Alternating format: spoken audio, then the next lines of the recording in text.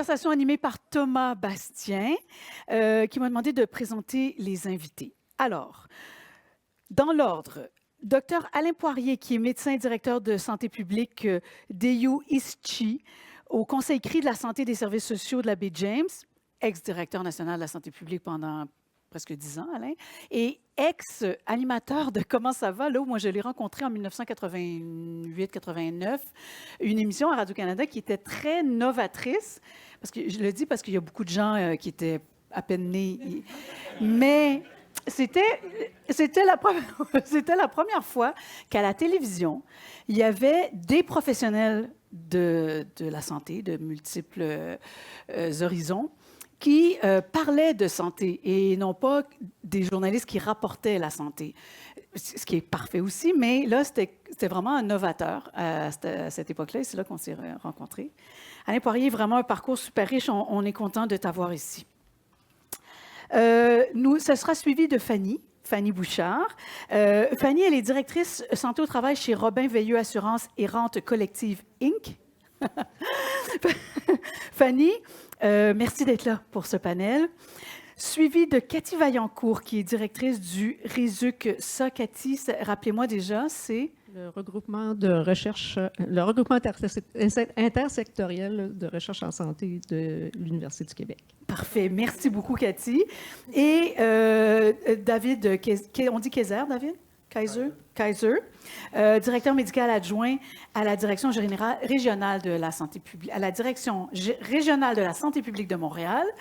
Et c'est lui qui est sur le conseil d'administration d'Équiterre. Je savais que j'avais lu ça à quelque part. David, merci beaucoup d'être parmi nous. Thomas, je trouve que tu as été très silencieux aujourd'hui. Ce serait formidable que... On va commencer. Alors, c'est certain que on a vu plusieurs acteurs aujourd'hui en fait qui nous ont parlé de leur vision de la santé durable, alors qu'ils ne font pas partie en fait des acteurs qui sont traditionnellement interpellés dans ce milieu-là, notamment en après-midi, le milieu de la communication, le milieu de la culture, le milieu de l'environnement plus particulièrement, c'est extrêmement riche.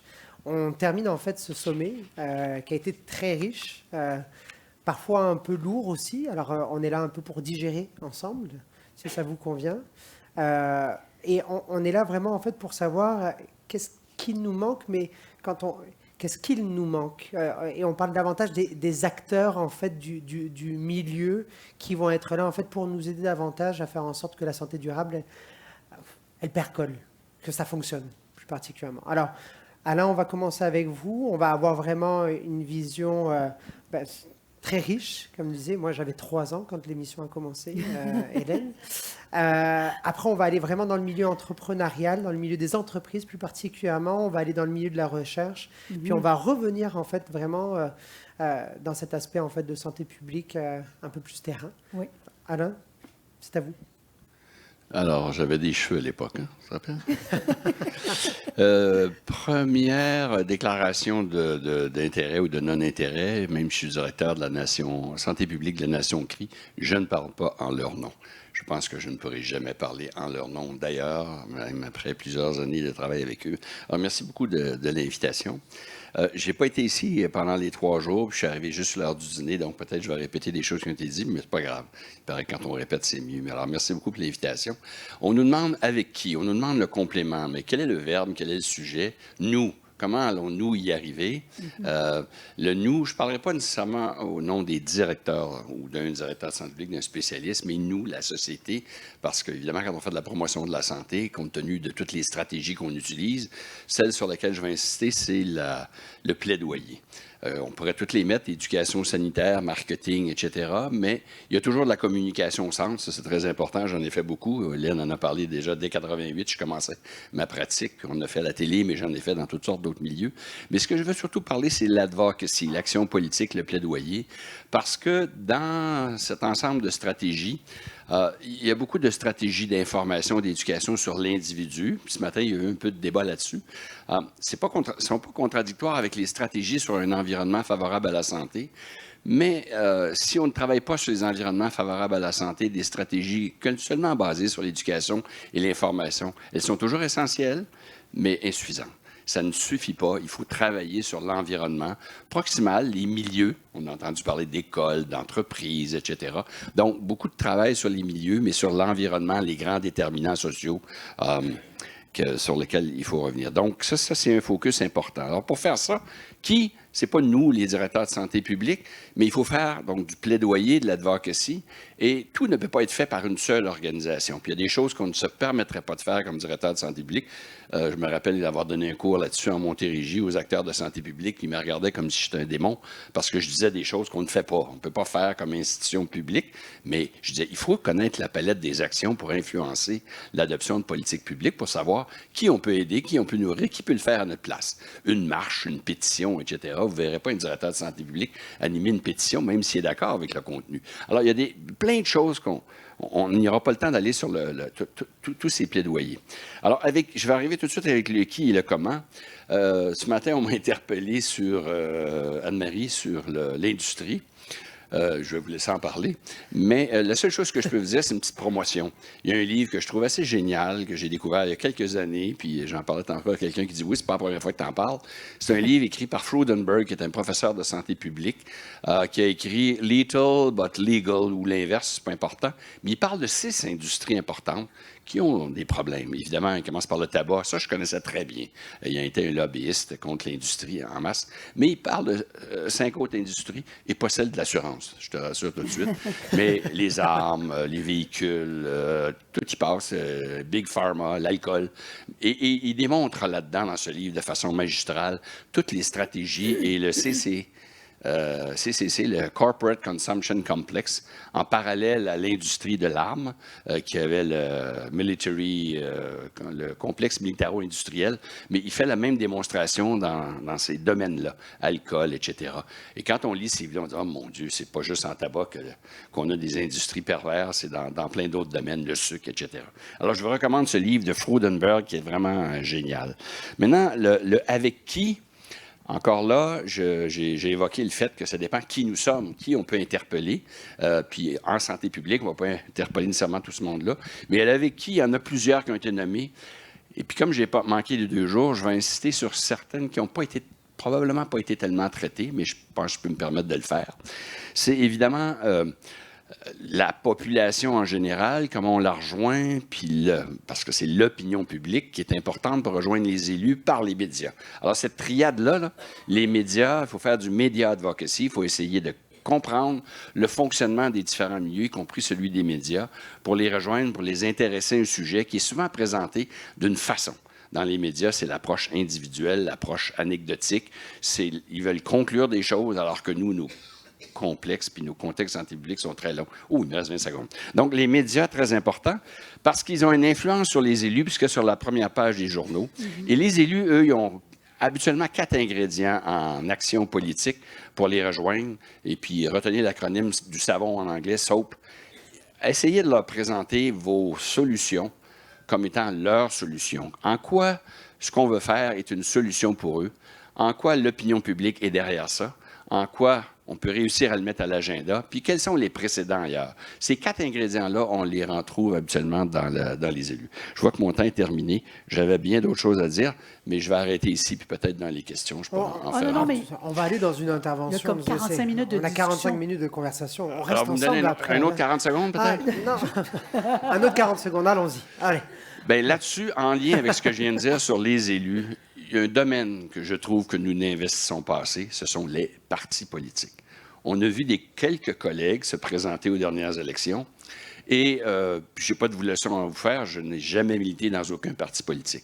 Mais les programmes, vous avez vu ici hier le docteur Hébert, j'ai cru comprendre, j'ai déjà eu cette conversation-là avec Régent, je me demandais d'où venait la fameuse politique gouvernementale de prévention en santé, dont Mme Marois, quand elle a été élue au mois de septembre 2012. Elle lui a dit 3 projets, dont la politique gouvernementale, qu'Horacio pilote maintenant. J'ai demandé à Régent, j'ai dit, ça vient d'où ça? Mais ça vient de moi. Moi, j'étais certain que quelqu'un était à limiter à l'intérieur du Parti québécois pour l'amener, mais lui était une personne de la santé. Alors, qui que vous soyez, à gauche ou à droite, investissez-vous. Puis là, je vous fais la leçon, mais je ne le fais pas moi-même. Mais il faut s'investir pour influencer les programmes des partis politiques. Si on veut avoir des politiques publiques favorables à la santé, il faut être là quand les programmes se définissent. Et ça, c'est une de nos... Quand on parle du « avec qui », on ne le fait pas assez d'influencer. On attend qu'il soit élu pour y aller. Il faudrait à la base que dans tous les partis, et qu'on soit de droite ou de gauche, la majorité des politiques publiques qu'on annonce là sont favorables pour la santé. Et puis les élus, c'est pas tous des démons. Bon, je ne vais pas parler du Parti conservateur, mais bref.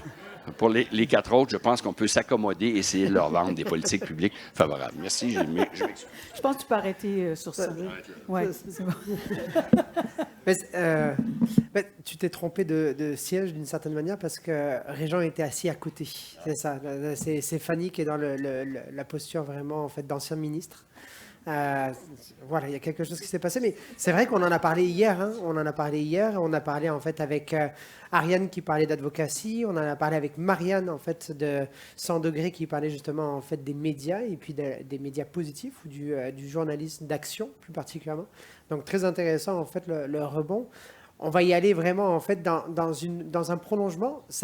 C'est pas du tout en fait obligé d'être dans une continuité. On peut vraiment casser complètement et puis on peut y aller directement avec ton histoire, Fanny, par rapport à ça. De toute façon, le texte est déjà écrit, je peux plus le changer. Il faut que je rentre en 5 minutes. Merci de l'invitation. Je suis bien heureuse d'être avec vous aujourd'hui. Je devais débuter en disant je ne suis pas une spécialiste de la santé publique, mais là, tout a été défait avec la conférence juste avant la mienne. Mais en tout cas, c'est ce que je voulais dire au début. Mon monde à moi, ma réalité, c'est le monde du travail, principalement la petite et la moyenne entreprise. Ce qui est quand même sensiblement au Québec la majorité des organisations. Je travaille aussi beaucoup avec le domaine des assurances, des assureurs privés, donc l'assurance collective, entre autres. Depuis maintenant un peu plus de 20 ans, je me suis donné comme mission d'améliorer la santé et le bien-être de la population. Au début, j'ai commencé plus au niveau individuel, puis rapidement, j'ai décidé de m'attaquer aux organisations parce que je croyais déjà, là, quand j'étais au bac dans le temps, qu'il y avait un avantage pour une organisation d'investir en santé. Pour moi, c'était indéniable. Puis oui, ça allait avoir un impact positif ou ça allait être au bénéfice de l'employé, mais on était capable quand même de le démontrer aux organisations comme quoi c'était un investissement qui était rentable. C'est mon cheval de bataille depuis toutes ces années, puis sincèrement, je crois que je n'ai pas terminé ma mission. Quand j'ai reçu l'invitation pour participer au panel d'aujourd'hui, j'ai pris un temps de recul là, parce que le sujet est excessivement riche. Là. Je pense que ma famille avait hâte que je passe parce que j'étais souvent dans ma tête. Puis j'arrêtais pas de réfléchir puis changer d'idée. Puis j'ai encore changé d'idée aujourd'hui, mais je vais essayer de maintenir mon fil conducteur. C'est ça. Donc, j'ai pris un temps de recul pour réaliser qu'il y avait vraiment beaucoup de travail qui avait été fait. Sincèrement, il y a beaucoup de choses, il y a beaucoup d'efforts qui ont été mis. Je me souviens avoir utilisé souvent le terme « pèlerin » pour décrire tous ceux et celles qui tentaient de prêcher la bonne parole. C'était comme un chemin de croix. Puis, tu sais, sans être contre la vertu, parce que notre discours était positif. Donc, qui veut être contre ça? Tu sais, ils ne disent pas s'ils le sont. Mais en même temps, on était perçus, je pense, comme des illuminés. Puis encore un peu aujourd'hui, je pense que c'est encore le cas. Mais sur une note plus positive, je crois qu'il y a énormément de travail qui a été fait. Je pense que le monde du travail, ils sont là. Je pense qu'ils ont changé leur façon de voir les choses. Puis c'est en grande partie grâce à la recherche, grâce aussi à l'évolution des lois, des politiques. Le discours aussi, on ne parlait pas de facteurs de risque psychosociaux, là, il y a 20 ans, harcèlement, violence, tout ça. A fait en sorte que les organisations n'ont pas eu le choix de se re-questionner, ou bien, ils n'ont peut-être pas eu le choix, mais ça les a emmenés à se re-questionner sur leurs pratiques de gestion, sur aussi l'environnement qu'ils mettent à la disposition de leurs travailleurs, dans le fond, de leur population, parce que pour moi, une organisation, c'est une petite micro-société. Fait que tout ce qui a été dit durant les 3 jours, je trouve que ça s'applique aussi au monde du travail, mais ça, c'est pas écrit, fait que je vais me dépêcher. Donc, c'est ça. Fait que je pourrais vous en parler longtemps. Là. Je parlais de l'évolution...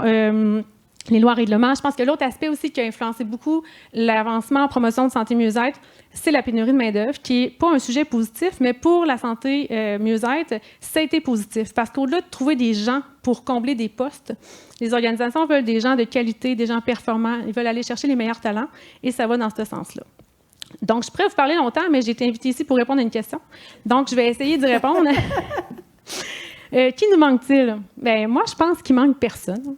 Je pense que tout le monde, tous les acteurs sont sensibilisés à différents niveaux, je l'accorde, mais je pense qu'à quelque part, il y a au moins un représentant de tous les acteurs qui répond un peu présent quelque part. Est-ce qu'ils sont mobilisés ou engagés comme on aimerait qu'ils le soient? Je pense que là, on a une belle piste de solution pour notre travail à faire. Puis à ce niveau-là, j'essaie de vous lancer vite, là, je suis correcte de mon temps, 3 pistes de solutions. Je pense que le premier, c'est de clarifier les rôles et responsabilités. Qu'est-ce qu'on s'attend du gouvernement? Qu'est-ce qu'on s'attend du milieu de l'éducation? Qu'est-ce qu'on s'attend des parents? Parce que la santé mieux-être, c'est tout le monde qui doit en faire.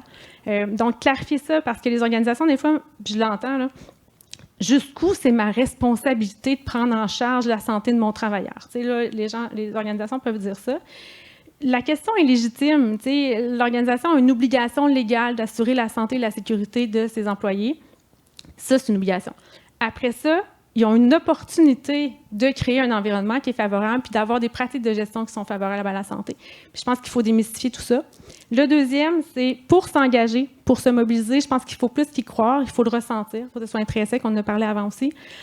Pour que les résultats soient durables, je pense qu'il faut peut-être un petit peu moins dire les choses puis trouver une façon de faire vivre les bienfaits. Et le troisième point, 30 secondes, je crois qu'il faut enrayer les préjugés. Je suis en assurance qualité. C'est ça. Puis le monde des affaires, mais tu sais, au-delà de ça, on a parlé, je pense que c'est hier, on parlait des gens qui sont malades ou des gens qui sont moins nantis. On pense que c'est parce qu'ils ont fait des mauvais choix ou qui font pas attention. Après ça, des fois, on dit, bon, la politique, ils sont déconnectés. Je dis pas ce que je pense, là. C'est vraiment, des fois, ce qu'on entend. Même chose au niveau de la santé publique, on la comprend pas toujours dans le monde des affaires. Donc, il faut défaire ces préjugés-là. Il faut travailler de façon concertée. Il faut se rendre accessible aussi. Je pense qu'on est tous capables de parler un langage qui est bien concret puis que monsieur et madame tout le monde va comprendre. Donc, je crois sincèrement que le sommet d'aujourd'hui, de cette semaine, est un pas dans la bonne direction. Merci. Merci beaucoup, Fanny. Pour te rassurer, il y a des personnes qui n'ont pas répondu aux questions au cours des 2 dernières journées. D'accord? Donc, on aurait pu aller autre part aussi. Hein. C'est Régent qui disait, c'est pas la question qui importe, c'est la réponse.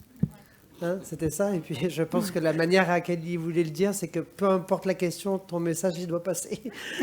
C'était comme ça, selon Régent hier. Merci beaucoup, ça complète très bien. On va vraiment, vers le milieu de la recherche, du partenariat.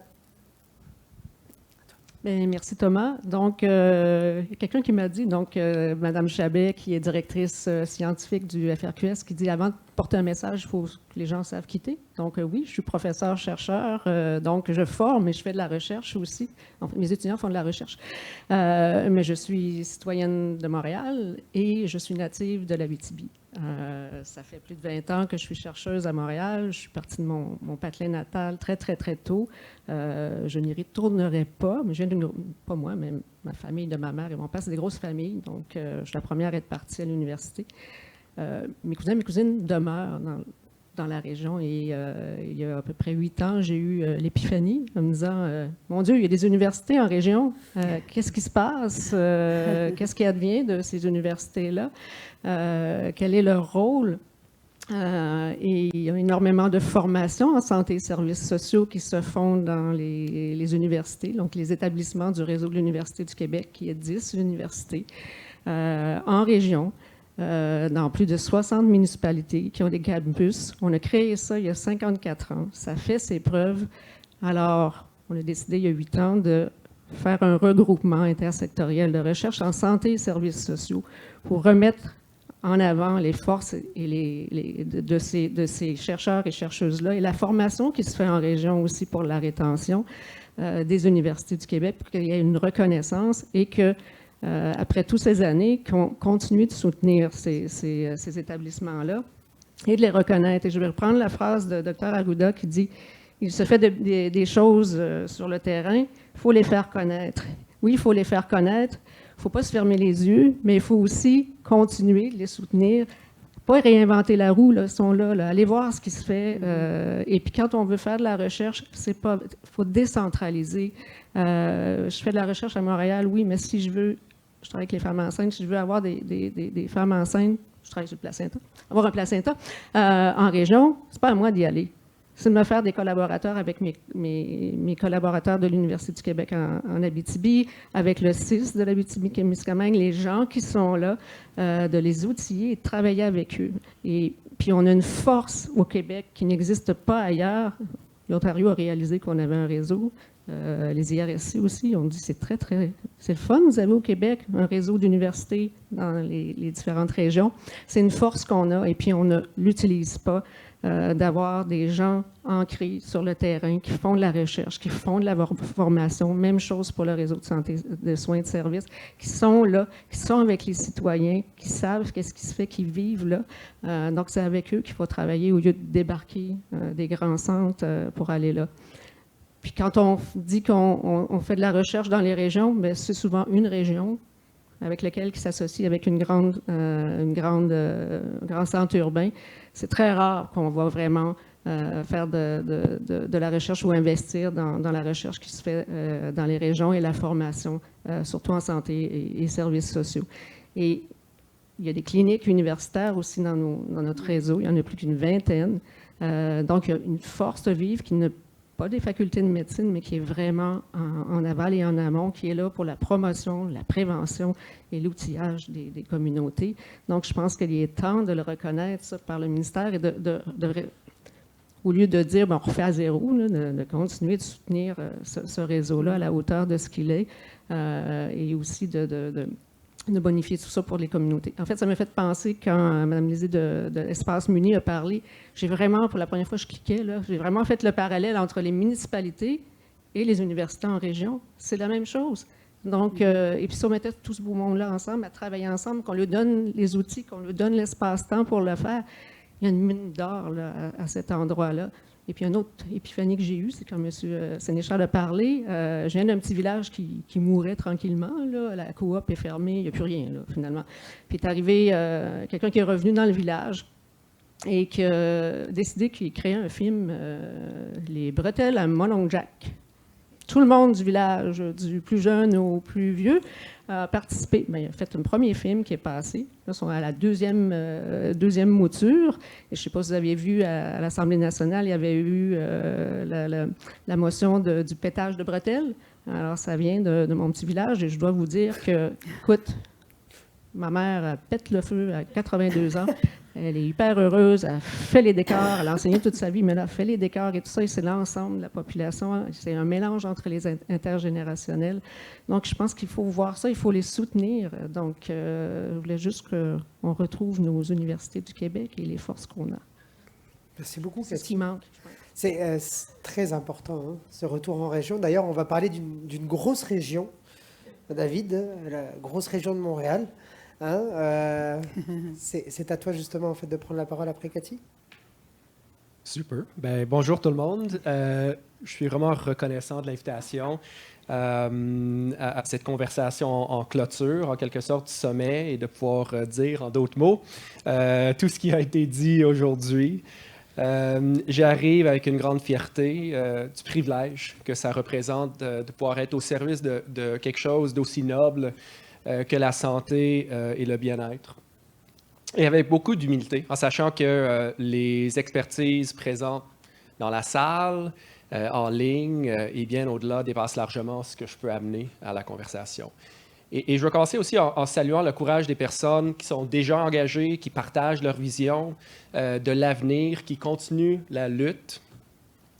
Et je tiens à saluer ma collègue Marc-Claude et son courage de nommer haut et fort le harcèlement et les violences vécues, de parler au nom des nombreuses personnes qui le vivent à chaque jour.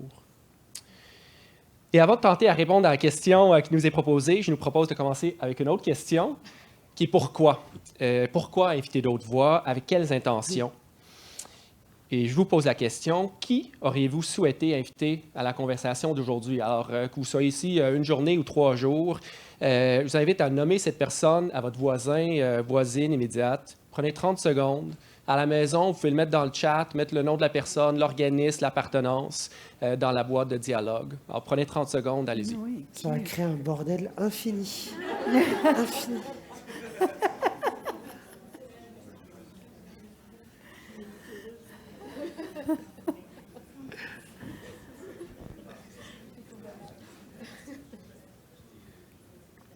Est-ce que je peux citer ma personne, moi, de mon côté? Christian Dubé, Monsieur Legault, je sais pas. Pierre, toi, de ton côté, ça aurait été qui? C'était Monsieur Legault. Bon, bah, c'est parfait. Fanny? Peut-être les gens des ressources humaines, la directrice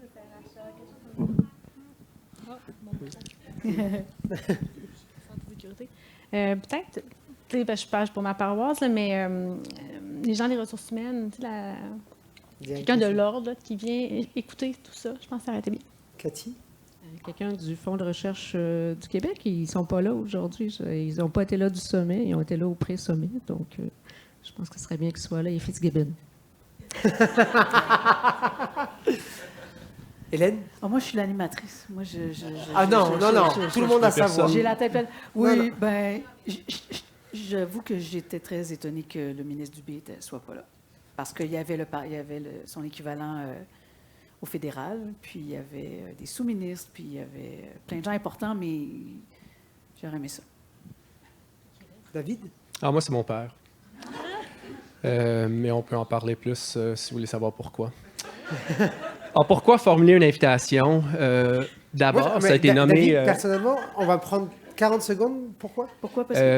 Parce qu'on ne s'entend pas sur les questions dont je vais parler aujourd'hui. Et puis, je pense que c'est exactement le type de conversation qu'on devrait pouvoir entretenir. Parfait. Super. Et on sait que l'engagement est en soi un vecteur d'amélioration de la santé et du bien-être. Sarah l'a mentionné, Marc-Claude l'a mentionné, Fanny l'amène. Parce qu'on sait aussi que les perspectives diverses et divergentes sont essentielles à l'amélioration et la transformation de nos approches, de nos interventions. On sait que nos organisations ont des angles morts qui vivent, entre autres, à l'intersection de nos angles morts individuels, qui sont la somme, des fois, de ces angles morts-là. Des zones d'ombre qui nécessitent un éclairage externe. Alors, on doit inviter parce que la diversité sous-tend l'efficacité, l'efficience et l'amélioration continue. Et parce qu'on sait que nos systèmes sont construits sur la base de l'exclusion systématique de certaines voies, de la marginalisation de certains groupes de la population, de la concentration du pouvoir et de ressources. Alors, nous devons inviter parce que nous avons exclu. Et là, je reviens à la question de départ. Qui nous manque-t-il pour y arriver? Commençons d'abord par nous-mêmes, en questionnant nos biais, nos croyances, nos réactions. Cultivons l'ouverture et la bienveillance envers nous-mêmes qui permettra l'engagement. Si on n'est pas là, on ne peut pas inviter d'autres à la table. Au sein de nos organisations, il y a une richesse de diversité visible et souvent invisible. Des connaissances, des perspectives, d'expériences, des rêves, des souhaits, des forces insoupçonnées et, on le sait, sous-utilisées. Ça a été mentionné à plusieurs reprises dans nos communautés, et il faut le dire, les personnes qui subissent les conséquences de nos décisions, qui vivent les inégalités au quotidien, qui sont les mieux placées souvent pour identifier les solutions, c'est les personnes dont les voix se rendent rarement jusqu'au lieu décisionnel. Et je l'ai entendu à quelques reprises, puis je remercie la présentation par rapport à la philanthropie, de l'amener vraiment à la crise climatique directement. On doit redécouvrir ce que nous apprend la nature sur les relations, la connexion, la joie, la beauté, ce que nous disent les animaux, les plantes, les montagnes, la mer, qui permettra de resituer les humains au sein des écosystèmes et développer une vision réellement durable de la santé qui respecte les limites planétaires. Et finalement, comment les engager? Bien, en formulant une réelle invitation, qui est ancrée dans la curiosité, l'ouverture, l'écoute, la connexion. Aller à la rencontre, oui, de nos patients, patientes, usagers, populations, communautés, et des personnes, c'est des personnes dans leur humanité riches d'expertise, d'expériences uniques et partagées. Et au-delà d'inviter, et ça a été mentionné tantôt, laisser la place, repenser les systèmes autrement, ne pas avoir peur de perdre, plutôt voir ce qu'on peut gagner collectivement. Faire confiance à nos organisations communautaires, leur donner les moyens. Pas juste les inviter, mais leur donner les moyens, réduire les redditions de comptes. Et puis, Cathy, tu fais référence à ça dans des régions où, si on veut que ça se développe, bien, il faut créer des nouvelles définitions de la richesse en valorisant ce que les communautés ont à donner. reconnaître la diversité des expertises et dépasser la pensée binaire. Et puis, Christian, j'ai vraiment aimé ce que tu as amené, de bâtir des ponts entre la théorie et la pratique, les sciences et leurs applications, l'artiste et le chercheur, créer des espaces où chaque personne peut amener son expérience, son expertise, sans avoir à s'excuser. Tout le monde s'excuse au début de leur présentation. On n'a pas à s'excuser. Et reconnaître et valider les blessures du passé. Notre capacité de s'engager dans l'avenir demande de nommer, reconnaître qu'il y a des systèmes, des paradigmes qui nous ont menés ici. Le racisme, le patriarcat, le colonialisme, le capitalisme ravageur, c'est ce qui nous a amenés là. Si on ne nomme pas, comment veut-on aller au-delà?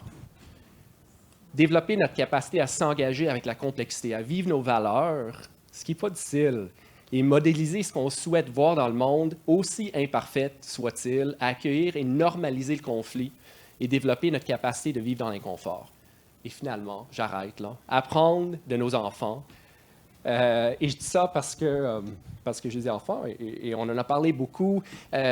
Nos jeunes savent ce qui se passe et ils peuvent nous amener à comprendre comment entrer dans la complexité et d'avoir confiance qu'ils ont les capacités de faire mieux que nous.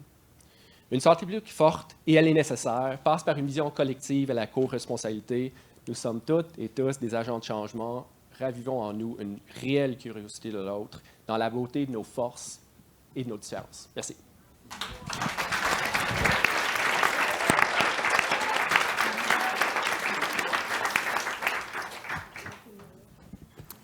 J'avais le goût de dire amen. C'est une belle prière, mais c'est pour passer à l'action. Moi, ce qui me trouble beaucoup, on est dans la conversation du qui. Hein.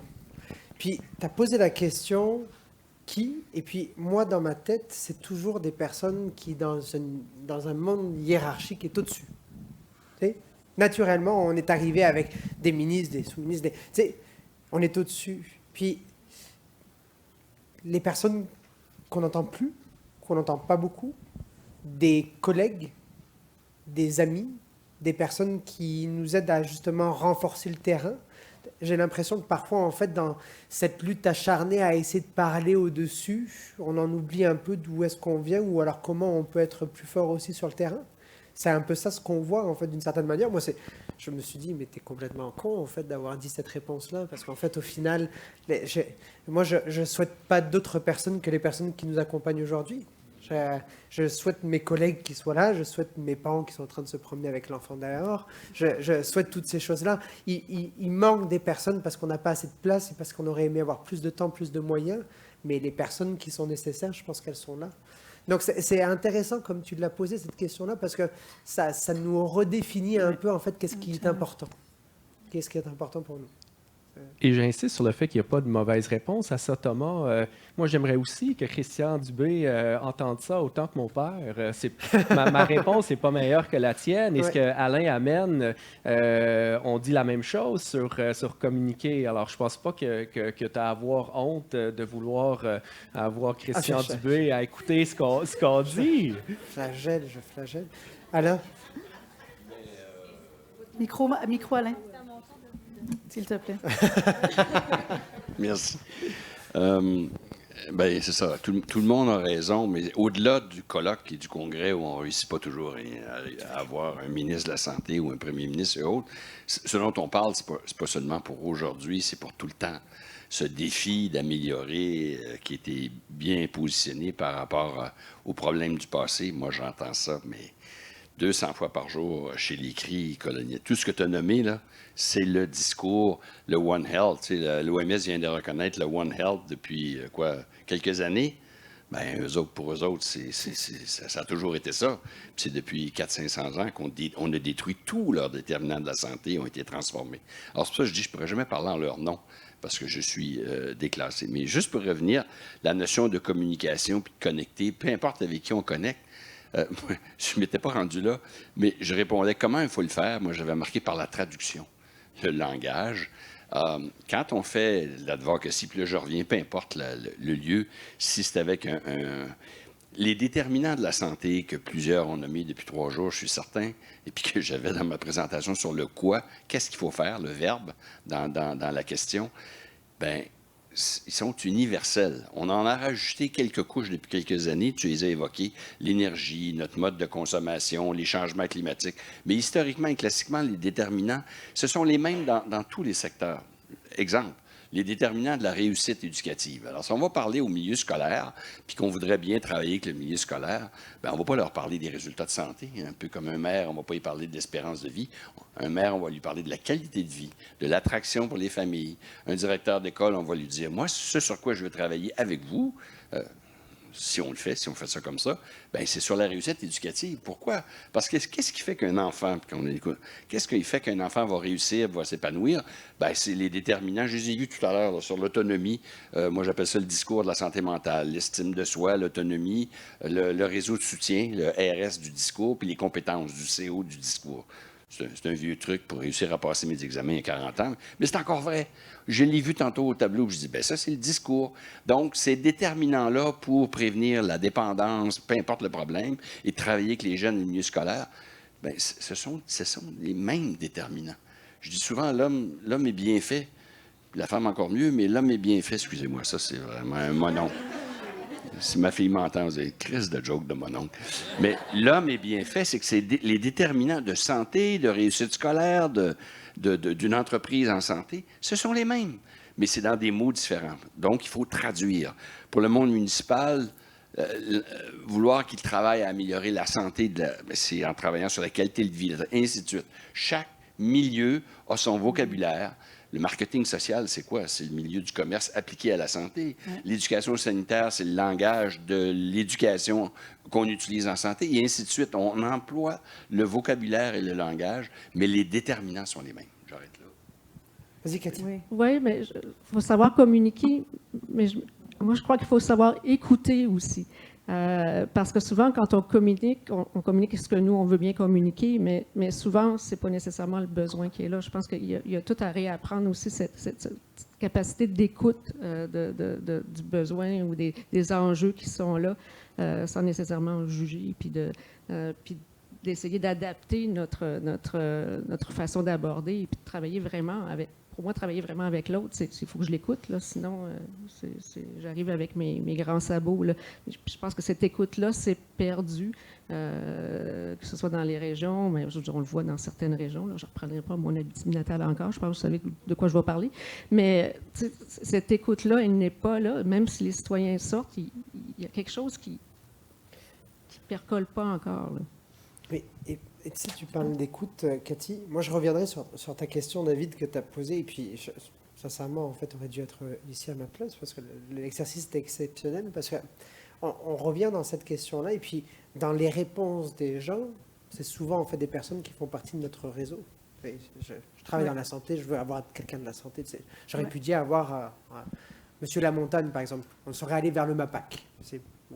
Ou quelqu'un vers l'environnement. Mais non, j'ai pensé directement dans le milieu de la santé. Qui s'apprend? Est-ce qu'on va chercher d'abord des personnes de notre réseau qu'on essaye vraiment de structurer pour qu'on soit plus fort et puis après on passe à un autre secteur? Ou tout d'un coup, en fait, on essaie vraiment d'aller conquérir les autres secteurs, même si nous, on ne s'entend pas forcément à l'intérieur? Dans le milieu entrepreneurial plus particulièrement, qui est en pleine ébullition, est-ce que justement on attend ou est-ce qu'on saute directement la barrière et puis on essaie de collaborer tous ensemble et puis ça devient quelque chose d'un peu chaotique? Je ne sais pas. Bien, j'aime ce que Cathy a dit. Je pense qu'il faut écouter, mais il faut s'adapter notre discours. Puis quand je parlais de préjugés, de non-jugement, je pense qu'il faut mettre ça aussi. J'ai peut-être répondu vite tantôt. Je pense que j'aurais aimé voir des gens pas convaincus. J'aurais aimé que des gens non convaincus soient ici pour argumenter, non, mais peut-être pas pour argumenter, mais pour au moins entendre. Puis, je pense qu'il y a quelqu'un qui veut Anne-Marie? Ça va marcher. Je veux être Zoom. Ah. Sur Zoom, il y a des belles affaires de gens peut-être non convaincus. On a nommé les jeunes, donc on aurait voulu voir aussi plus de jeunes, mais on a nommé les banques. On a nommé des choses de cette nature. Donc, beaucoup de gens non convaincus. Okay. Mais il y a des fois, je pense, où on pense que des organisations sont non convaincues, puis ils sont peut-être plus qu'on pense aussi. Tu sais, je le disais tantôt, je travaille avec des assureurs. des assureurs privés. Mais il y a plein de belles choses qui sont faites par les assureurs privés en matière de santé. Ils essayent. Il y a une gang dans chacun à peu près des assureurs qui sont là pour essayer d'implanter dans les organisations des bonnes pratiques, essayer de les aider au niveau de la consommation, les médicaments, tout ça. Donc, je pense qu'il faut juste adapter notre discours. Puis, il ne faut pas avoir peur non plus de se tromper. Tu sais, ça se peut que ce que moi je dis fasse réagir. Puis peut-être que moi, dans 2 jours, je vais penser d'autres choses parce que je vais avoir évolué grâce au fait que je me suis trompée. Si on essaie toujours d'avoir la bonne réponse, la bonne approche, bien, il y a des gens qui ne bougeront pas, qui vont rester inertes aussi à cause de ça. Je pense que c'est important de laisser de la place. Si je travaille beaucoup avec les syndicats, des fois, dans des usines de tabac, dans des usines de chips, dans des usines de bonbons. Puis, tu sais, je le racontais, je pense, midi ou je ne sais pas quand. Ils se rencontrent tout le monde ensemble. Puis là, moi, je suis là pour venir présenter sur la santé. Puis, ils sont très gentils, tu sais, ils ont décidé de partager. C'est magnifique. Ils ont tous emmené les produits de leur organisation, puis ils les partagent aux autres. Mais moi, ce que je vois passer, c'est des cigarettes, des jujubes, puis des chips. Mais là, tout ce que je peux faire, c'est de dire, bien, au moins, ils partagent. Tu sais, j'essaie de trouver quelque chose pour pas me les mettre à dos, parce que sinon, je suis finie. Le discours s'arrête là. Il n'y a plus d'écoute. Non, c'est ça. Donc, il faut que je parte de là. Puis, OK, qu'est-ce qu'on est capable de faire? Quel pas on peut faire dans la bonne direction? Puis, peut-être que ça va prendre plus de temps, mais en tout cas, c'est ça. Alain? Alain, il prend des notes. Fanny, quand tu parles, Alain prend des notes. Là, le stylo est dans la bouche, mais ça s'en vient. Ça s'en vient, là, c'est important. Mais j'aime bien, moi, de pouvoir se tromper. C'est pas... Moi, j'ai envie de dire, en lien avec ce qu'il vient de dire sur l'écoute, et dans le mot communication, il y a une flèche à 2 sens. Le mandat légal des directeurs de santé publique, c'est informer. Mais on a adopté une définition de la communication en santé un jour avec une flèche dans les 2 sens. Parce que tu ne peux pas traduire ce que je disais tantôt dans le message si tu n'as pas écouté. Où est-ce qu'il l'autre loge? Qu'est-ce qu'il veut, le directeur d'école? Il veut de la réussite. J'espère, puis oui. Mais donc, il faut que tu partes de son intérêt, ses objectifs pour dire, OK, ces objectifs, on a sûrement les mêmes, on ne sait pas bien communiquer. Donc, communiquer, c'est une flèche à 2 sens. Mais je reviens sur les banques. Là, tout d'un coup, je dis, pourquoi les banques? Puis, mais de façon générale, j'allais dire les antis, ou les gens qui ne seraient pas d'accord. Ton père, tantôt, tu disais qu'il n'est pas d'accord avec ce que tu penses. Il y a un phénomène d'exposition sélective en communication que vous connaissez, ceux qui ont fait un peu de psychosociaux de la communication, qui fait que on veut stabiliser nos émotions. Donc, on ne veut pas tout le temps changer. On a plein d'informations contradictoires. Comment on fait ça? On écoute ce qu'on aime, puis on n'écoute pas ce qu'on n'aime pas. C'est ça, l'exposition sélective, c'est j'écoute un débat des partis politiques, je suis péquiste, bien, c'est sûr que c'est le représentant du PQ qui était le meilleur. Je n'ai vu que ses bons côtés, puis j'ai vu que les défauts des autres. Donc, on aime ce qu'on aime déjà, on se renforce pour stabiliser nos émotions. Là, je fais un petit peu de Psycho 101, c'est pas ma formation, mais il y a des moyens de briser ça quand on a quelqu'un qui ne veut pas. Parce que l'inverse, c'est quoi? C'est que l'ignorance est cumulative. Donc, avec les gens avec qui on ne communique pas normalement, il faut trouver ce moyen d'avoir cette empathie. C'est 50% de notre confiance dans une communication. C'est que les gens sentent que tu as une empathie de là où ils partent. Alors que ce soit un vendeur de chips, la compagnie Mium Mium, qui vient d'où je viens, font des bons chips.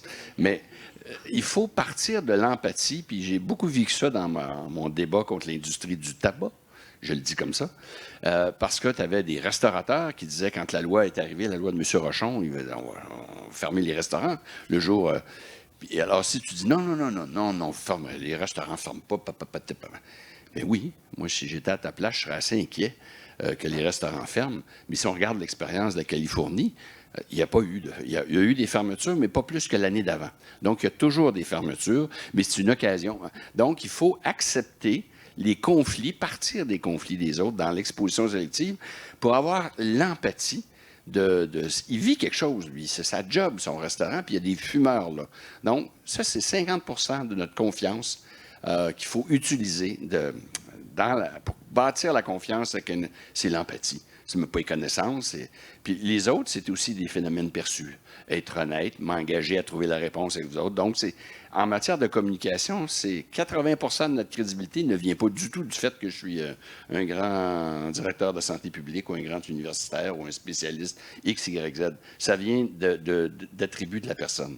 Donc, que ce soit avec les banques ou toute une série d'autres, pour les engager, il faut partir d'eux. Puis là, j'ai l'air de me reprendre, mais c'est vraiment ça. Dans la communication, c'est une flèche à deux sens. Hein. Puis c'est pas facile quand tu es devant une caméra parce que tu vois pas l'autre bord de la caméra, mais il faut que tu t'imagines que tu parles à ta mère ou à ton père. Donc, il faut que tu t'imagines te mettre dans la peau de celui qui va recevoir le message et non pas livrer. Bon, ça a été long un peu, excusez.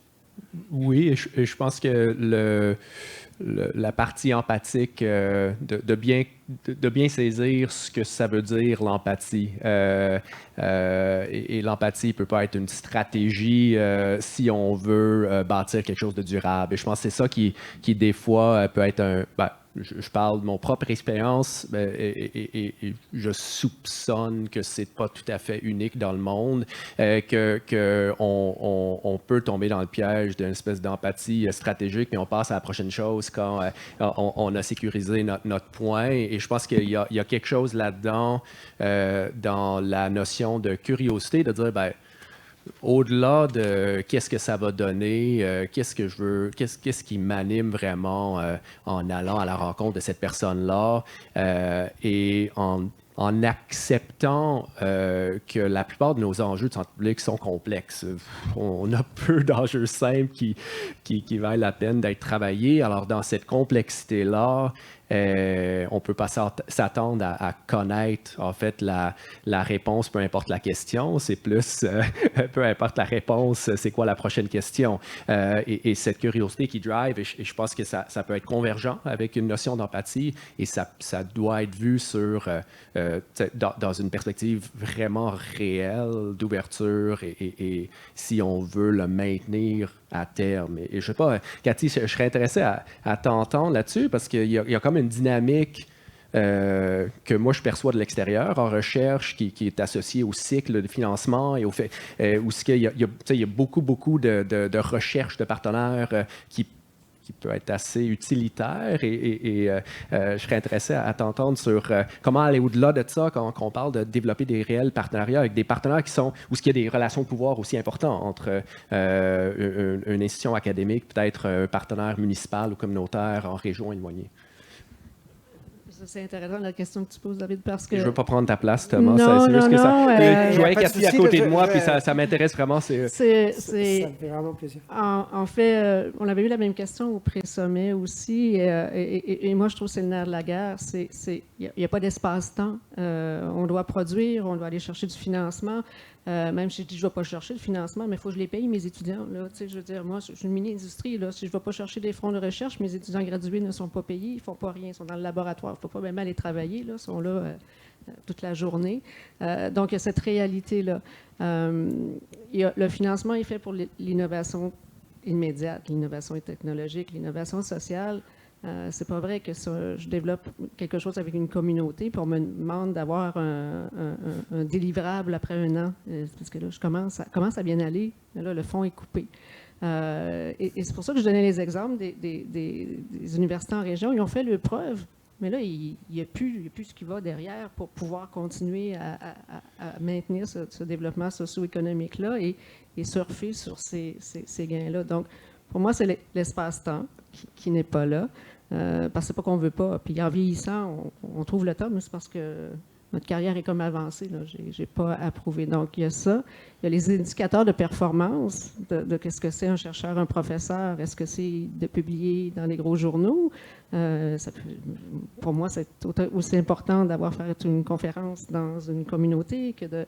alors, les indicateurs sont à revoir aussi. Il y a ce changement-là qui arrive.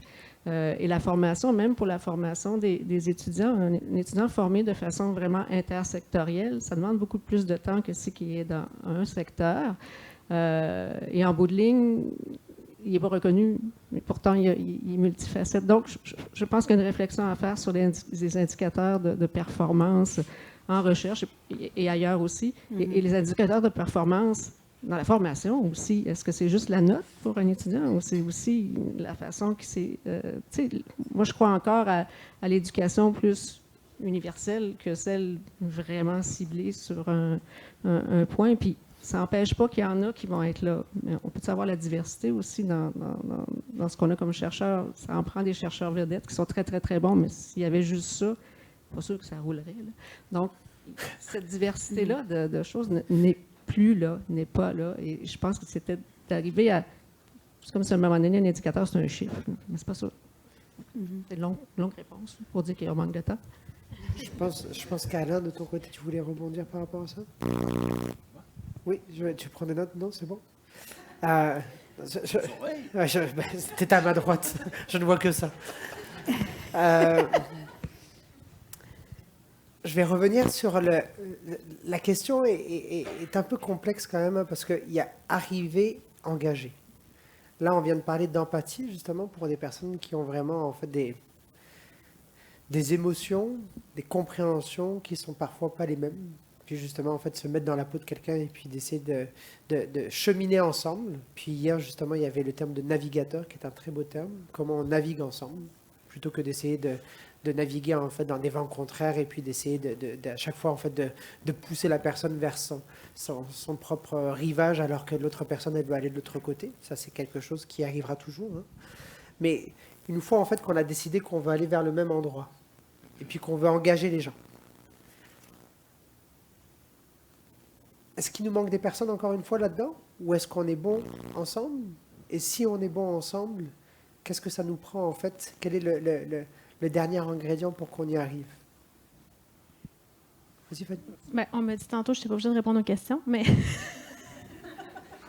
C'est parfait. Mais parfait. ce que je veux dire, c'est que il faut, je reviens encore à s'adapter, mais des fois, on est rendu trop loin. Puis on fait en sorte que les gens ne s'engagent pas, on ne les mobilise pas parce qu'on a de l'air d'une gang de convaincus, puis on est déjà rendu trop loin dans nos interventions. Puis on le voit dans le sport, on le voit dans l'activité physique. Des fois, ça bascule dans la performance. Est-ce que c'est ça, la santé? Oui, Pierre nous l'a lancé. Mais j'étais totalement d'accord. Je suis quand même kinésiologue à la base, mais il y a une partie où c'est excessivement dommageable parce que je pense qu'on fait en sorte de perdre plein de monde, soit qui n'embarquent pas dans le bateau parce qu'ils ne se sentent pas concernés du tout, parce qu'ils ont peur d'embarquer dedans ou parce qu'on les échappe en cours de route. T'sais. Fait que ça, c'est vraiment à faire attention, je pense, d'avoir... est-ce que la santé, c'est la personne qui va courir sur l'heure du midi ou c'est celle qui va prendre une marche? T'sais? À mes yeux, à moi, c'est les deux. Mais en tout cas, je ne veux pas ouvrir un autre sujet, mais je pense que le fait de mobiliser, engager, il faut rendre ça accessible. Puis actuellement, ce n'est pas toujours le cas. Pierre et David? J'ai envie de ranimer une vieille histoire qui un jour m'habitait. 50% de notre budget va à la santé au Québec. Hein? Est-ce que vous connaissez la politique de santé? Si vous nous avez parlé de la politique gouvernementale de prévention en santé. Connaissez-vous la politique de santé? Ça existe? C'est peut-être plus par rapport à la charte? Moi, je dirais plus par rapport à la charte. Non, on n'a pas de politique de santé au Québec. C'est quoi les objectifs? Si on s'entendait ensemble sur qu'est-ce qu'on veut atteindre comme objectif, la dernière qu'on a eue, c'est celle de M. Rochon en je ne sais pas quelle année, mais 92, je pense, Horatio, 92, puis 10 ans après, elle est morte au feuilleton, puis on n'a jamais eu de politique de santé. Peut-être que je suis trop ministériel puis je suis trop gouvernemental de dire que ça nous prend une politique, mais on doit avoir 75 politiques au Québec vivantes, là. Pas qui ont existé, mais sur le tourisme, le ci, le ça, l'agriculture durable. Il y a beaucoup de durable dans nos affaires. Mais est-ce qu'on a une politique de santé? Non. On a, par obligation, dans l'administration publique, des planifications stratégiques dans chaque ministère de 5 ans. Qui les connaît? Personne. Mais est-ce qu'on a des grands débats? Certains la réclament en éducation récemment, mais on n'a pas ça. Je vais arrêter là, mais c'est quand même étonnant pour dire si on s'entend ensemble sur où on veut y arriver. Puis c'est à ça que ça m'a fait penser. Est-ce qu'on a ces discussions-là pour s'entendre sur qu'est-ce qu'on veut faire avec 50% des dépenses de l'État? Puis une politique de santé, c'est des objectifs de santé, mais il faut aussi passer aux 2 autres étapes. Pour obtenir ces objectifs-là, ça nous prend quoi comme service? Ça nous prend quoi comme ressources? Mais on fait des petits bouts, là. Il faut faire ci, il faut faire ci, il faut faire ça. Mais on n'a pas la vision globale. Quand je serai ministre de la Santé... Encore un. Allons-y, Alain. Non, je croyais que tu voulais devenir ministre de la Santé. 30 vas-y, secondes, fais. Ouais, 30 vas-y, secondes parce que je trouve ça intéressant. Il existe, pas ça, mais il existe autre chose. Mais encore là, ça se rend-tu? Tu sais, moi, j'avais mis des notes parce que je donne un petit mini-cours en kinésiologie, puis là, je leur amène le fait qu'il y a une politique gouvernementale de prévention. Puis là, ils rient tout le temps, parce que je fais c'est l'orientation numéro 3, objectif numéro 2, point 3.3. Tu sais, là, on parle des entreprises, tu sais. Mais c'est bien, on en parle, mais c'est loin. Puis encore là, qui lit ça, tu sais? C'est pas le monde des affaires, assurément pas. Puis il y a des outils qui ont été faits sur l'activité physique au travail. Il y a plein de choses qui existent, il y a plein de guides, mais c'est ceux qui aiment ça qui lisent ça. C'est pas ceux qui auraient besoin de le lire. Fait qu'il y a cette accessibilité-là aussi le volet marketing, je pense, a un rôle à jouer extraordinaire là-dedans. Donc, c'est ça que je veux dire. David, juste peut-être juste pour rebondir sur Alain, mais je ne sais pas si tu voulais rebondir là-dessus. C'est peut-être la question, oui, de départ, revenir sur ce que j'ai dit tantôt, de façon plus spécifique. Je pense que c'est évident qu'il y a des gens qui manquent. Il y a plein de voix qu'on n'a pas entendues. On a quand même entendu une certaine diversité. Après ça, je pense que c'est clair pour moi, dans nos milieux de travail, c'est un endroit où on a une certaine emprise et en santé publique, et puis on le sait, on l'a dit à maintes reprises dans le passé, on ne peut pas se permettre de ne pas modéliser ce qu'on souhaite voir dans le monde. Alors, ça veut dire qu'au niveau de la santé et du bien-être de notre monde, de nos employés, médecins, gestionnaires, professionnels, peu importe, ça doit être primordial. Et là-dedans, si on revient vraiment à cette question-là, je pense qu'il y a une notion, en fait, c'est pas une notion, il y a un besoin de base qui est d'avoir des espaces sécuritaires pour ces types de conversations-là. Alors ça, c'est une notion qui implique après ça des choses assez concrètes dans nos politiques, dans nos processus, dans la façon qu'on gère nos réunions, dans la façon qu'on intègre de nouvelles employés. Mais cet espace de sécurité psychologique qui est à la base de conversations difficiles, qui nous permet d'écouter et d'accueillir des voix divergentes. Moi, je suis très fier de mon milieu de travail, je suis fier du travail que je fais, et en même temps, on n'est pas rendu là. Et c'est une condition de base. Et ça, c'est dans un milieu de travail. Après ça, d'étendre ça au niveau des communautés, de dire, si on veut pouvoir s'engager, écouter, être invité auprès de communautés qu'on a exclues depuis. Et quand je dis on, c'est pas pour s'auto-flageller au niveau de la santé publique, mais on fait partie des mêmes systèmes de communautés qui ont été exclues. On l'a vu pendant la COVID. Pour moi, il y a plein d'anecdotes, mais printemps 2021, on regardait, c'est qui nos communautés qu'on va avoir plus de difficultés à aller chercher pour la vaccination COVID. Right? La vaccination arrivait du moment où on dépassait les quelques premières phases. Là, on était dans la population at large, puis on voulait essayer de réduire les inégalités dans le uptake vaccinal.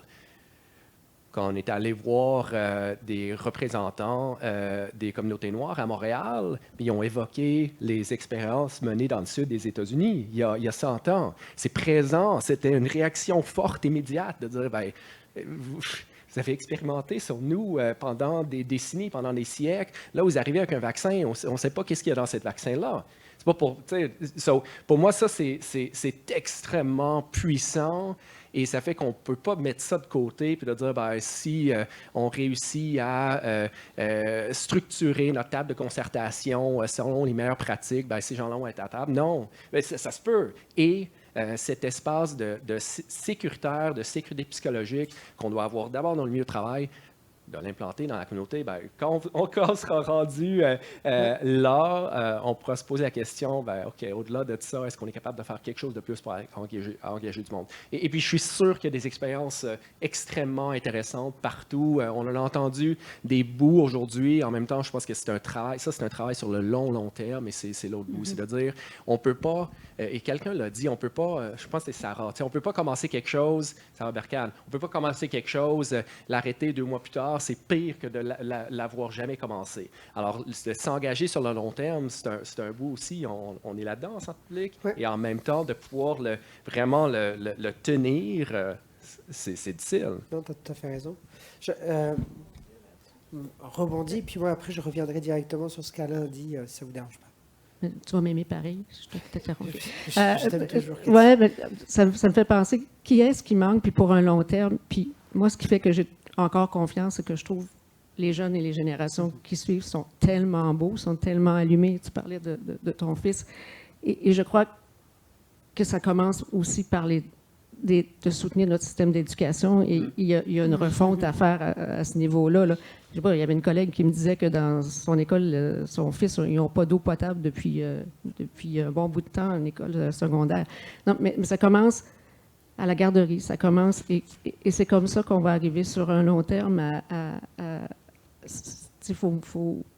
si on y croit, il faut qu'à quelque part, le système d'éducation et nos jeunes, on les outille aussi, puis qu'on les écoute, parce que des fois, ils ont des solutions. En tout cas, moi, quand ma mère a commencé à recycler, c'est parce que son petit-fils lui a dit. Tu sais, D'accord. quand même, moi, j'aurais dit, ça ne passait pas. Complètement d'accord. C'est ça. Merci, Cathy. Moi, pour revenir sur ton point, Alain, par rapport à justement cette politique santé, là, présentement, on parle d'un plan santé, avec M. Dubé plus particulièrement, dans lequel justement, en fait, on nous a demandé d'intervenir. Alors, c'est l'une des raisons pour lesquelles on a créé ce sommet-là, de voir en fait si ensemble, on pouvait unir nos voix pour faire en sorte que la prévention et la promotion de la santé soient plus présents dans un plan comme celui-ci, et de faire en sorte que justement aussi, avec l'arrivée d'un nouveau plan budgétaire qui s'en vient pour l'année qui s'en vient, qu'on arrive à avoir plus de ressources. Mais il y a quelque chose qui a été lancé par Équiterre la semaine dernière par rapport à justement en fait cette grosse conversation sur l'énergie qu'on a. Est-ce qu'on peut avoir une conversation énergétique au Québec? Moi, j'ai trouvé ça fantastique en fait cette question-là. Et puis c'est pas pour toi, David, par rapport à Équiterre, mais les gens qui me connaissent savent que j'ai une grosse admiration pour Équiterre. Mais j'ai trouvé ça très intéressant. En fait, est-ce qu'on peut avoir une conversation sur l'utilisation ou sur la valeur de l'énergie au Québec? Est-ce qu'on peut se poser la question à un moment, en fait, parce qu'on se pose toujours la question sur la maladie au Québec, mais on ne se pose jamais la question sur la santé. Est-ce qu'on peut avoir un débat de société, un gros débat de société, vraiment sur cette valeur-là? Et puis, un peu comme Équiterre l'a fait par rapport à l'énergie, on arrive en fait sur un débat comme celui-ci, comme celui que tu proposes en fait, Alain. Et tu deviendrais président en fait de cette commission-là. Oui, mais je ne serai jamais un élu politicien. Je vais citer David Suzuki qui a dit on a une planète puis on a 8 milliards d'habitants. Peut-être qu'on pourrait se passer de quelques milliards d'habitants pour sauver la planète. Une fois que j'ai dit ça, je ne suis pas élu. Là. Je ne serai jamais élu. Mais c'est une façon de dire qu'on met si on sauve une vie, ça va être extraordinaire. Oui, tant mieux, il faut sauver les vies, il faut préserver la vie, puis c'est important. Mais dans la philosophie de One Health, la planète est plus importante que ses habitants, à la limite, là, parce qu'il pourra y avoir une extinction des habitants pour recommencer. La planète, elle va finir par survivre, mais nous, on ne survivra pas. Donc, il faut se préoccuper plus de la survie de notre planète. Non. Une fois que j'ai dit ça, j'ai l'air d'un drôle d'un zigoto en santé. Non, tellement pas, parce que dans la présentation de Dr. Dr. Arruda, c'était le socle.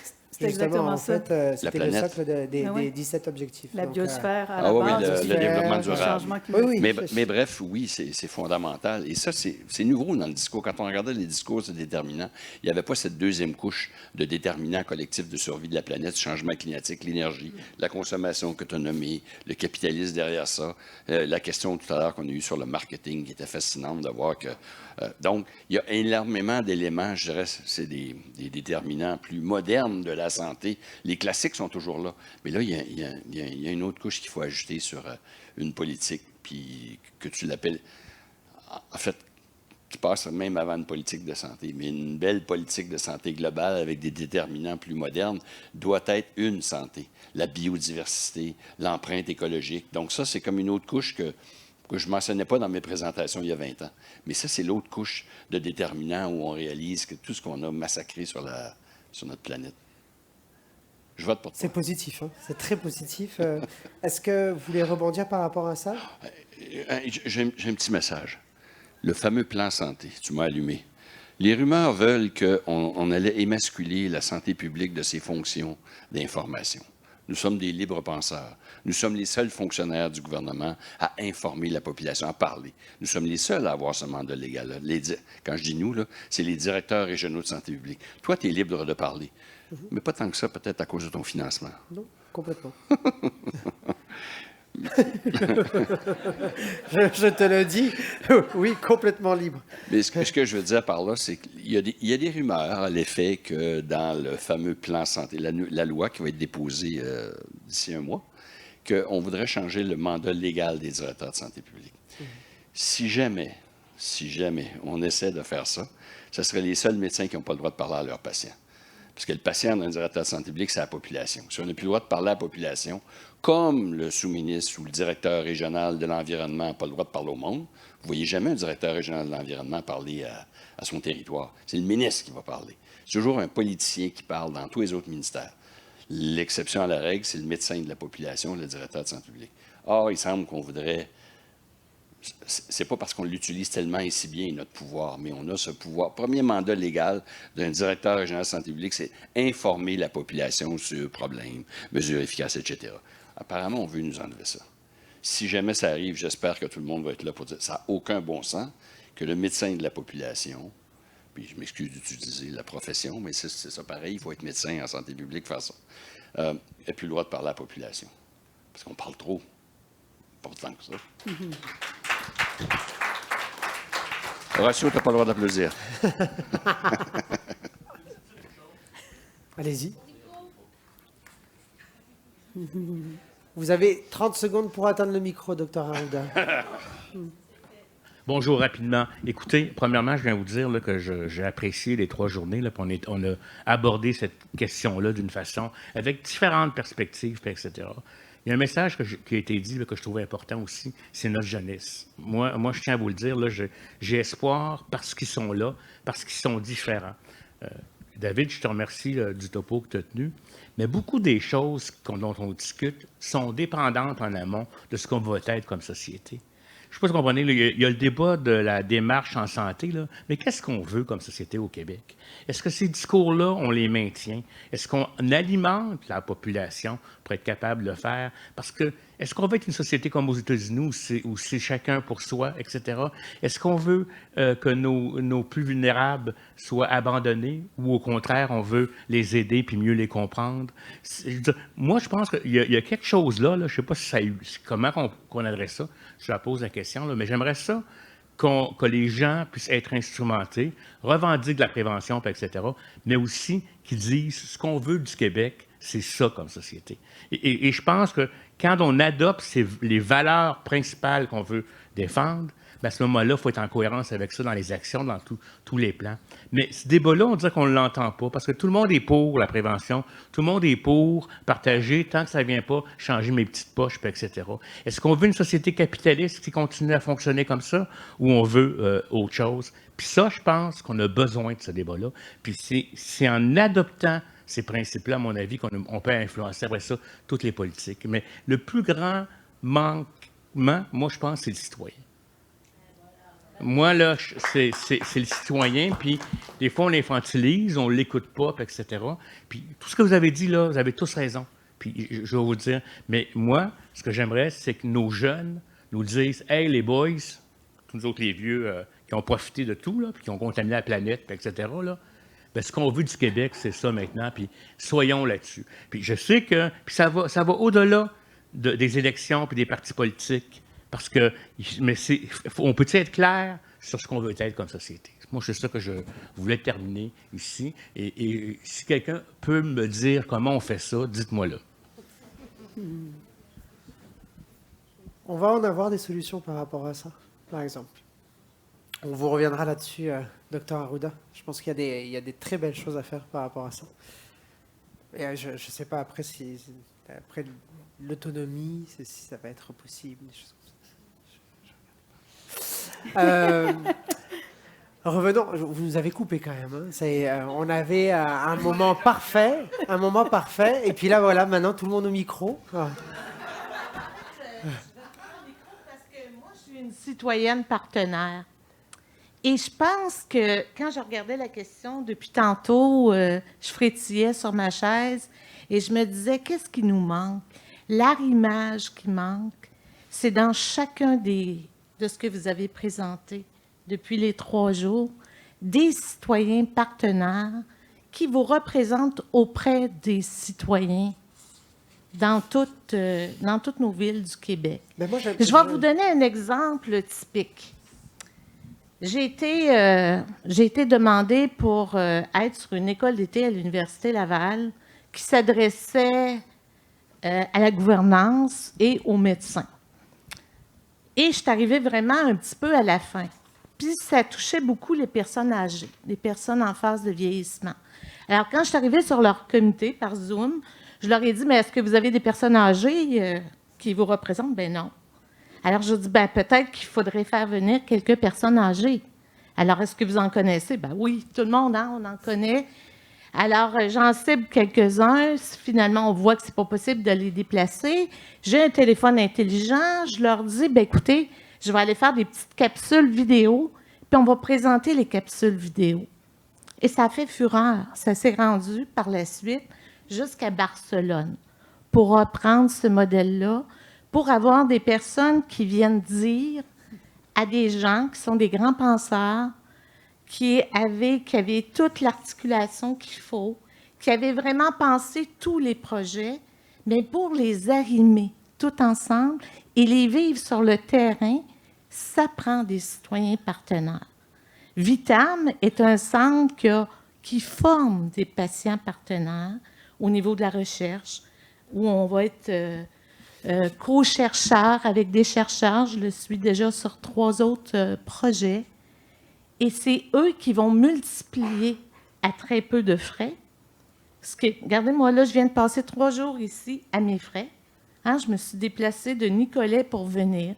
Je paye mon stationnement, mon temps que je passe ici, parce que j'y crois. Et je trouve que c'est vraiment extraordinaire ce que vous faites.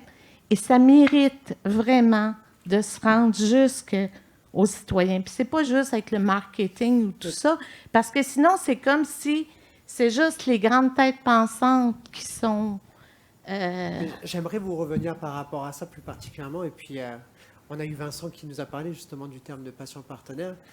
En ligne, il y a eu environ un peu plus de 1000 inscriptions. Et des 1000 inscriptions, on a eu plus de 600 représentants d'organismes à but non lucratif. Les organismes à but non lucratif, c'est quoi? C'est un groupe de patients partenaires. C'est un groupe de personnes qui représentent la population pour une multitude de thématiques. On a eu les médecins du monde qui sont venus en fait nous parler de ces choses-là. On a des personnes du milieu de la communication. C'est des patients partenaires du milieu de la communication. C'est des personnes qui sont là pour accompagner d'autres personnes du milieu de la communication. Il y a Christian qui est là pour représenter le milieu culturel. C'est exactement la même chose. Je pense que le terme patient partenaire est extrêmement intéressant, mais les organismes à but non lucratif, ce que c'est un regroupement de patients partenaires de manière générale. Donc, moi, je ne suis pas là en fait pour parler en mon propre nom. Je suis là pour représenter en fait des organisations qui représentent des humains, des citoyens.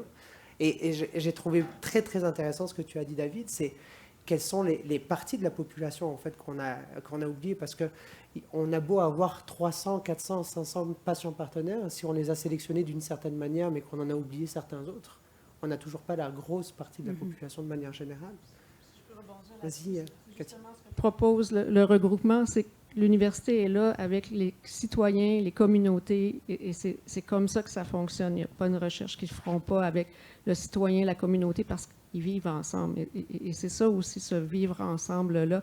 Et les travailleurs, travailleuses aussi. Moi, je ne vois pas juste chercheurs, citoyens, mais il y a la personne qui travaille aussi, là, quelque part. Donc, c'est important, effectivement. David, tu voulais prendre la parole? Est-ce qu'on a un petit mot de la fin? Ben oui, le Oui, petit mot de la fin. un tout petit mot de la fin. En fait, même un mot de la fin comme vous le désirez. Oui, tu moi c'est commences, court. C'est vraiment, je pense, surtout avec ce que vient d'être dit, je reviendrai au fait que nous sommes citoyens, citoyennes, et je le prends pas dans son sens légal pour ne pas exclure, mais vraiment dans le sens qu'on réside quelque part et qu'on est dans des communautés, dans des familles. On fait partie, on a de multiples identités, on est citoyens, citoyennes.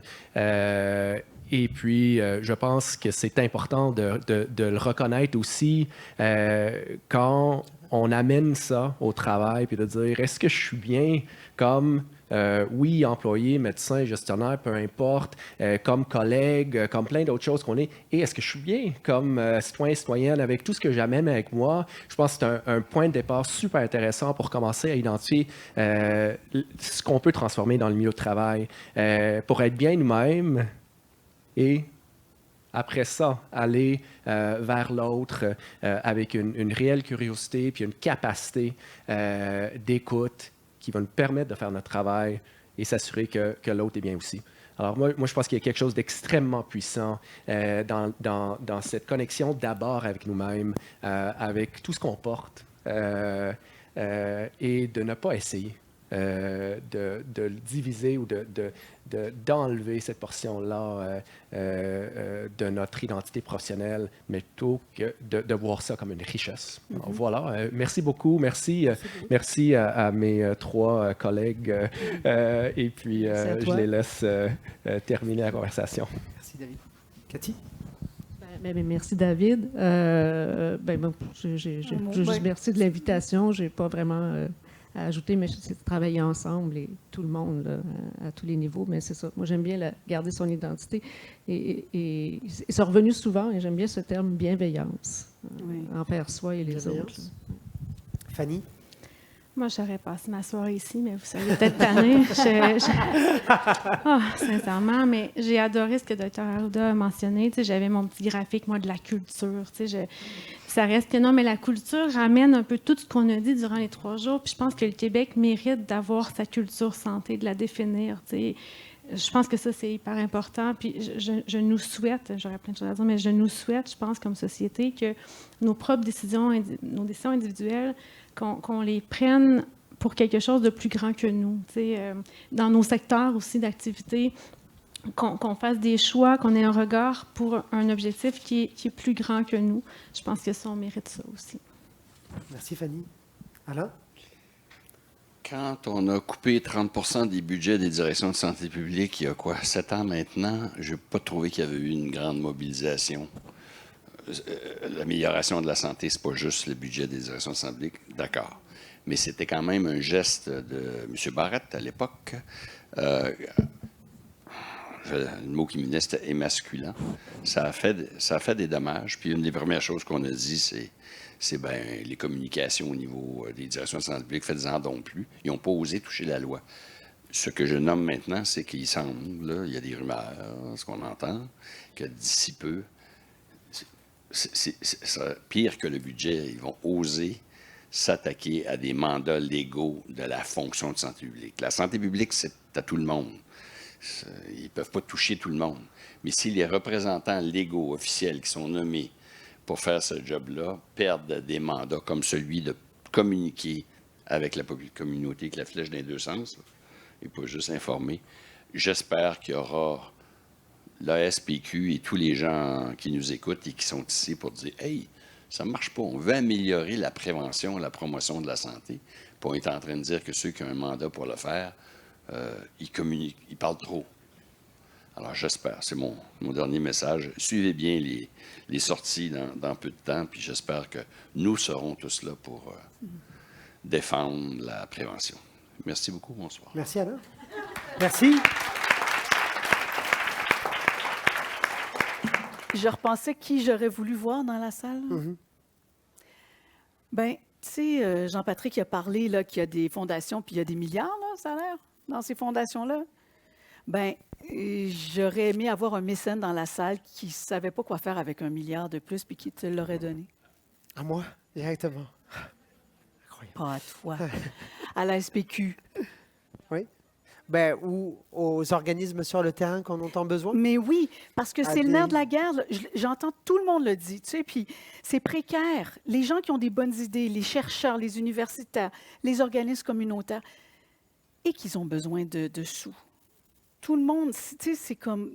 Ils ont des idées, mais c'est difficile. Des fois, ils mettent des projets en branle, puis là, après 3 ans, 5 ans, bien là, ça s'effrite, puis là, tout à coup, bon, ben le truc n'est pas renouvelé, ou il faut faire une autre demande de subvention, puis on attend, puis entre-temps, tu sais, Je vois plusieurs amis des organismes à but non lucratif qui... c'est vrai que c'était un peu épuisant au bout d'un moment. C'est un peu épuisant, mais c'est comme si le fil continue de s'étendre parce qu'on est tellement passionné, on a tellement envie de changer les choses.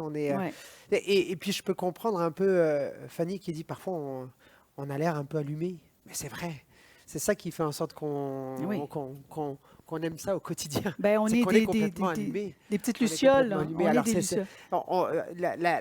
On peut nous voir un peu de l'extérieur parfois comme des huluberlus, alors que on est à la fois en fait un voisin, un parent, un ami, un collègue. On a vu ton petit bébé tantôt. Oui. Bon. Oui. Mais c'est vrai, Marie-Ève Couture qui a parlé de ça. Là, c'est complexe, mais il y a moyen de voir clair dans cette grosse forêt très dense. Là, elle parlait du droit, mais ça, on peut voir ça pour plein de domaines. Dr Horacio qui a dit qu'il y a encore plein de ministres qui sont au pouvoir. Je suis sûre que nos messages, ce que vous avez dit, vont être entendus. Ça ne s'arrêtera pas là. De voir des municipalités comme des petits gouvernements de proximité, j'ai aimé ça. C'est Isabelle qui a parlé de ça. Elle a même fait, c'était pas un lapsus, c'était voulu. On a appris qu'il ne fallait pas dire nos aînés, mais elle a parlé de notre sommet. Et j'ai aimé que j'espère que tout le monde va s'approprier cet événement, notre sommet. Et puis c'est surtout que quand on l'a créé à la base, premièrement, on ne s'attendait pas à avoir autant de personnes qui soient présents, qui s'inscrivent, mais c'est parce que là, on a reçu des dizaines et des dizaines de courriels qui nous disent il manque ça, il manque ça, il manque ça, il manque ça, il manque ça. Et puis, vous avez raison, hein, il manque tellement de choses. Il manque tellement de choses. On a parlé de violence puis de racisme. Tu sais, dans les sujets là, qui auraient pu entrer là, comme étant essentiels à la santé durable, ils ne sont pas dans le premier sommet, mais peut-être qu'ils seront dans le deuxième. Mais la violence, le racisme. Puis d'ailleurs, je pense que c'est à Québec dimanche. Là. Ils ne vont pas souligner là, l'anniversaire de la tuerie de la mosquée là, ici. Je crois que ça va faire... c'est la semaine de la lutte contre l'islamophobie. Oui, c'est ça. On va rentrer en fait sur le mois de l'histoire des Noirs. Il y a tellement de choses par rapport à cette question du racisme systémique qu'il va falloir qu'on approche davantage aussi. Exact. C'est certain qu'on en a manqué. On peut se le dire, on en a manqué. Et puis... C'est sans fin. C'est sans fin. Et puis, je pense que si on faisait une deuxième, une troisième, une quatrième édition, on en manquerait encore. Mais oui. Parce qu'il nous manque un voisin, il nous manque un ami, il nous manque un politicien, il nous manque une personne qu'on aimerait avoir. Oui, mais tu sais, vous avez fait, c'est comme un puzzle, un casse-tête. Puis Corinne, elle en a parlé de ça. Chacun a un morceau de casse-tête. Puis on peut être des super-héros dans nos milieux. Elle a parlé de ça. De parler que, c'est quand même Charlène qui a dit que, tu sais, dans les saines habitudes de vie, dans les écoles, c'est pas encore acquis dans les politiques. Puis, oui, j'aurais aimé avoir des gens de l'éducation ici aujourd'hui aussi. En fait, tous les ministères, tu sais. Qu'est-ce que j'ai vu? Des choses magnifiques aussi. Des trucs improbables, tu sais, de Christian Séchard qui disait que, tu sais, des trucs là, dans des centres carcéraux, dans des hôpitaux où il y a des troubles alimentaires, des autistes sans limite. Tu sais, donc, ramener la pratique de l'art dans nos vies, dans notre quotidien. Puis, je pense que, qui a dit ça? Vivre au lieu de dire, mais de faire vivre des choses.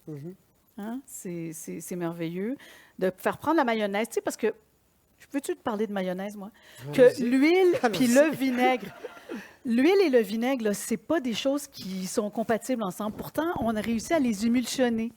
On le fragmente en petites gouttelettes, puis là, tout d'un coup, pouf, la magie opère. Je ne sais pas. Je trouve qu'il y a, une belle analogie là-dedans. Mais tu sais quoi, je pense qu'on n'est pas loin de la mayonnaise. C'est vrai, hein? Je pense qu'on n'est vraiment pas loin de la mayonnaise. Peut-être que ça prend un petit coup de coude. Un petit coup de fouet. Un petit coup de fouet, peut-être un peu de... quelque chose comme ça pour battre la pâte. Oui. Mais ça nous prend un peu de tonicité, mais on va y arriver. On est proche. Alain a parlé de travailler sur les environnements, mon Dieu, c'est tellement important. Ce qui était innovateur ou innovant, Alain, hein, il y a 20-30 ans, mais là, ça devient encore plus pertinent puis encore plus urgent, je trouve. Il nous a donné plein de conseils, là, les citoyens, les élus, les médias, s'impliquer dans les partis politiques. Mais ça, c'est pas juste eux, c'est nous. C'est pas juste eux, les politiciens, eux, les élus, eux, c'est nous aussi. Fanny nous a dit les organisations, c'est des micro-sociétés. Hein? Tu as écrit un parti. Oui, tu as dit. Bon, mets-moi pas des mots dans ma bouche, là. Et puis, je me suis rendu compte, puis peut-être je vais terminer là-dessus, mais après, toi, je te laisse parler.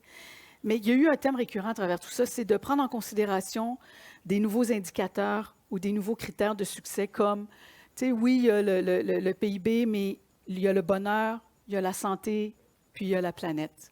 Puis je pense qu'il faut reviser tout ça dans nos équations. Oui, je pense. Merci. Ça a été quand même trois journées ultra riches.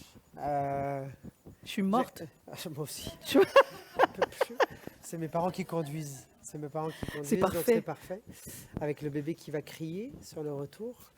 Ça Mais va être un vrai plaisir. peut-être qu'on peut dire Un vrai merci aux gens qui sont là jusqu'à Merci. vendredi 4h30. là. Exactement, ça c'était le premier merci. Merci d'être avec nous.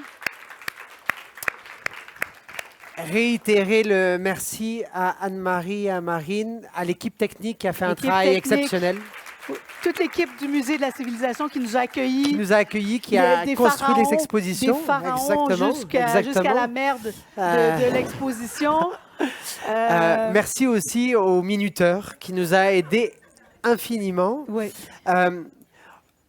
Comme je vous le disais, et puis c'était un très très bel échange, moi je trouve aussi sur le terme de patient partenaire, le terme de navigateur. Il y en a tellement de termes qui ont été utilisés en fait pour des personnes qui accompagnent d'autres personnes. Il y a les proches aidants. Vous allez nous faire un lexique? Il y a un lexique justement à aborder par rapport à toutes ces choses-là. Je pense que c'est l'empathie pour accompagner quelqu'un qui est dans une certaine réalité ou alors de partager avec une personne qui a une autre réalité quelque chose qu'on est en train de vivre et puis d'essayer de le vivre ensemble. C'est un peu ça, en fait, l'enseignement de ce sommet-là. Et merci, David, de nous l'avoir rappelé. Ce que je trouve exceptionnel, c'est qu'hier, justement, on s'est parlé, en fait, du volet médiatique et puis de comment faire plus de bruit pour que, justement, on nous écoute davantage. Il y a plusieurs personnes qui nous ont envoyé des messages pour nous dire on veut écrire des lettres ouvertes au cours des prochaines semaines. On veut faire en sorte, justement, de se faire entendre dans nos médias. Alors, c'est pas obligé d'être les grands médias de ce monde. Ça peut être des médias locaux, des médias qui font changer, en fait, sur le terrain des choses. Ça peut être des médias professionnels. Ça peut être des médias de toutes choses. Oui. C'est ça qui est intéressant.